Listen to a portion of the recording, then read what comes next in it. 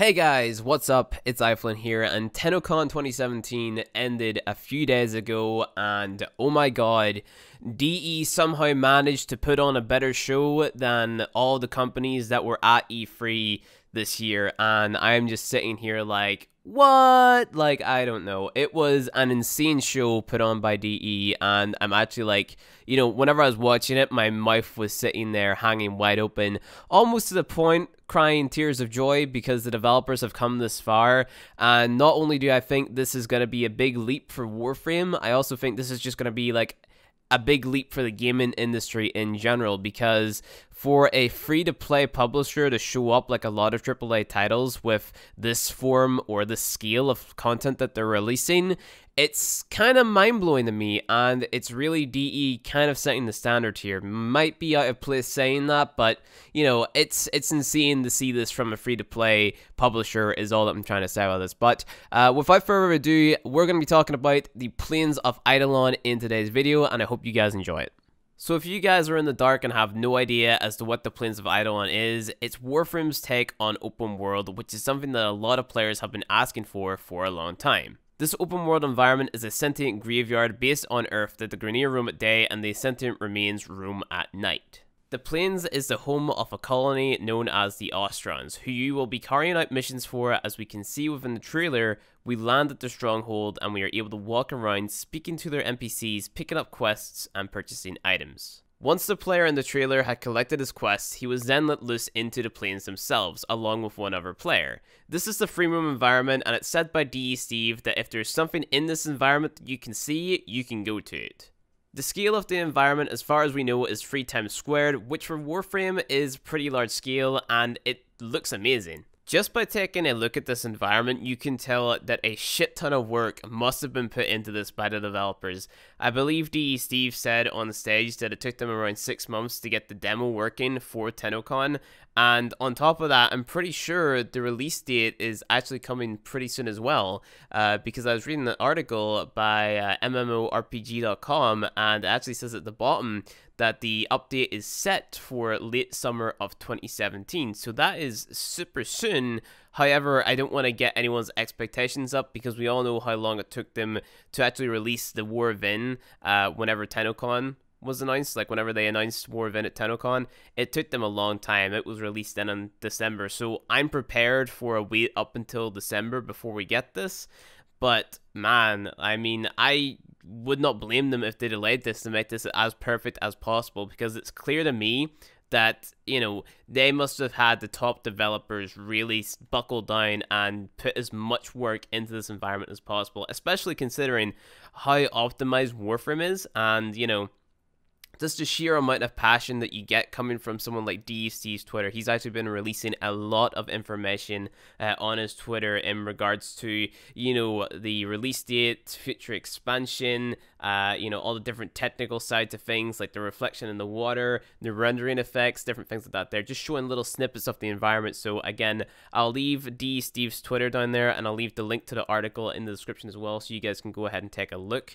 But man, like, I'm super excited for it, but, I really hope that this isn't a flop. The only thing that really concerns me with the Plains of Eidolon is the fact that we have Warframes in the game where you can run around and you can press 4 or whatever the button may be for your favorite Warframe, and you can toggle on an ability which will kill everything around you.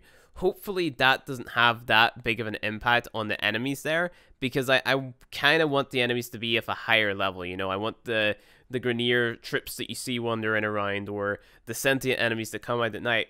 I want them to be like at least level 80, so they aren't just burned to a crisp by like some random ember who's running around with world on fire, because right now, I believe it's limited to 4 players, but depending on how well it performs, this is said by DE Steve, by the way, depending on how well it performs will determine if they, make it so that it's 8 player later on down the line.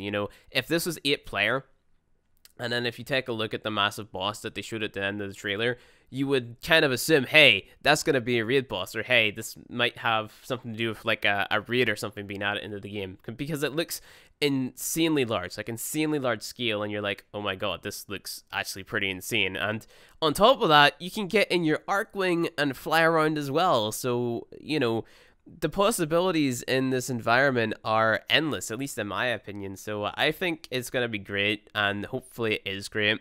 It's just going to be interesting to see how they tackle problems that people sort of bring to their attention, you know, during the course of now, between now and the release date, really, and then whenever it does get released, how many bugs are present. I find it kind of ironic how they showed a bug at the start of the trailer. It's like, in my opinion, that's DE's trademark symbol. Like, the amount of bugs I go through in a 5-hour session streaming the game on Twitch, it's kind of crazy. I must have had about 3 or 4 crashes today, and well, not crashes, but you know, you get your heads up display bugging. Man, that's super annoying.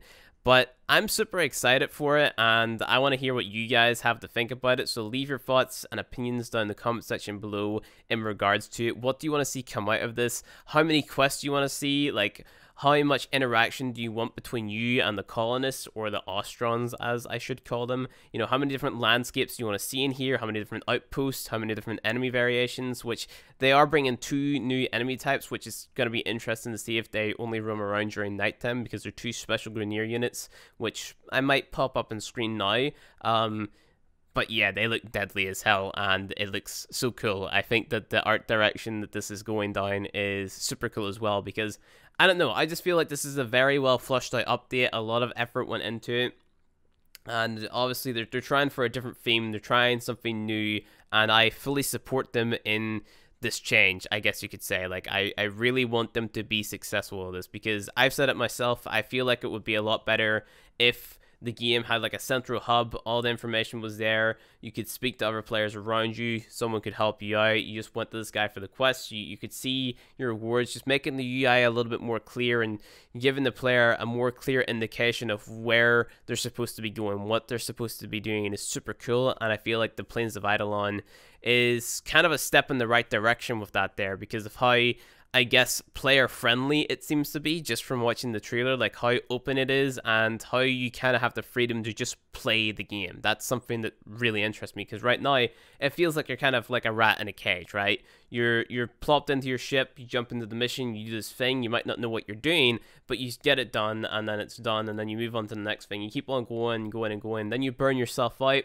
You don't exactly know what you've done, what you've achieved, you don't know what you've got, or anything like that there. There's nothing really rewarding feeling about it, I guess, where Plains of Eidolon, if you fucking spear a fish, you get like this cool animation where you're holding it up in the air, and you're like, yeah, I fucking accomplished something, which is pretty cool. So it's nice to be optimistic about the game for a change. I'm going to say that much. But anyway, guys, I think that is going to be the end of this video. There's nothing really too much to talk about. I will talk about other features in depth, such as the crafting system, possibly a video on the raid boss at the end there, if it is a raid boss, and I hope it is a raid boss. That's what I'm fingers crossed for. Hopefully it is. I'm really hope it's a raid boss, because raid bosses are cool. The flying system, the new fishing system, I have to make a video on a fishing system, and the new set mods that were also shown. Maybe you guys haven't heard about that there yet, but it was on the Reddit, and I got a picture of it. And yeah, so anyway, guys, that's going to be it for this video. If you enjoyed it, hit that like button below, and you'll see more Warframe content from me. Hit subscribe, and I'll see you guys